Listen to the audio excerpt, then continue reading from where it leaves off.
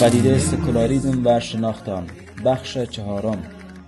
تاریخچه سکولاریسم و نشأت آن.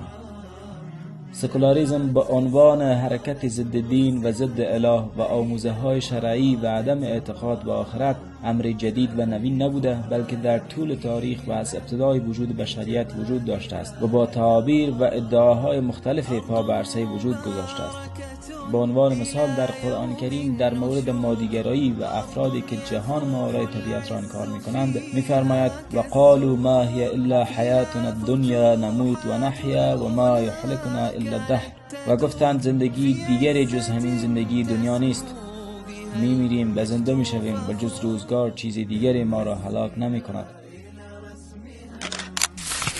این آیه تاریخچه و عقاید سکولارهایی را که به هیچ یک از اساسهای اسلامی اعتقاد ندارند برملا می‌سازد. اما سکولاریسم با این عنوان و به شکل معروف و مشهور خود برای اولین بار در قرون وسطی و در دوران رنسانس و جهش علمی اروپا ظاهر شد. اروپایی‌ها پس از قرن‌ها که زیر سلطه و تسلط کلیسا و سختگیری‌های آنان بودند، علیه آن به پا خواستند و تلاش کردند تا از خرافات و عقاید باطله آن خود را نجات دهند.